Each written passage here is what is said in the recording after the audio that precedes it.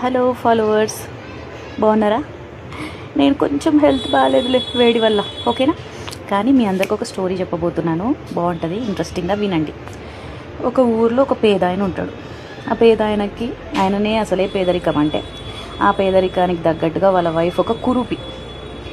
అయితే నేను పేదవాడిని అన్న దానికన్నా కూడా నా వైఫ్ కురూపి అనే బాధ ఎక్కువ ఉంటుంది అన్నమాట.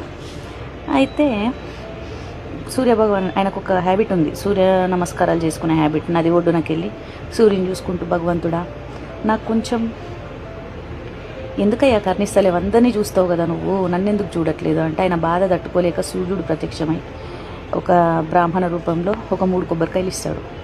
నువ్వు ఏది కోరుకుంటే ఈ 3 సార్లు తీరుతుంది, 3 కోరికలు అని చెప్పేసి ఇస్తాడు.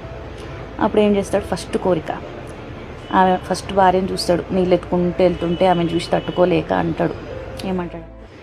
ఏమంటాడంటే నా భార్య చాలా అందగత్తగా మారిపోవాలనుకుంటాడు. చాలా అందగత్తగా అయిపోతుంది ఆమె. అందగత్తగా కాగానే అక్కడి నుంచి ఒక రాజు గుర్రం మీద వెళ్తూ ఉంటాడు.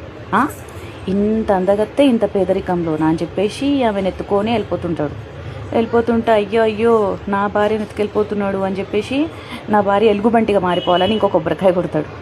చీచి ఈమెదో మంత్రగత్తెలాగా ఉంది అని చెప్పేసి వదిలేస్తాడు. కానీ ఆ ఎలుగుబంటి మళ్ళీ రాజంటనే పరిగెడుతుంటే అయ్యో ఎలుగుబంటి భార్య, నా భార్య పారిపోతుంది అని మళ్ళీ ఇంకో కొబ్బరికాయ కురూపిగా మారాలని కొడతాడు.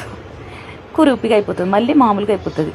అంటే మనకి కొన్ని కర్మలు ఉంటాయి, ఆ కర్మలన్నీ తీరిపోవాలంటే ఆ టైం రావాలి. నువ్వు ఏది చేసినా కూడా, నీకు వరం ఇచ్చినా కూడా యూటిలైజ్ అవుతలేదు చూసినా అంటే అది నీ కర్మ. అది అనుభవించేంతవరకు, టైం వచ్చేంతవరకు మనకు జరిగేది జరగక మానదు. అది మన తలరాత అంతే, అది గుర్తుపెట్టుకోండి.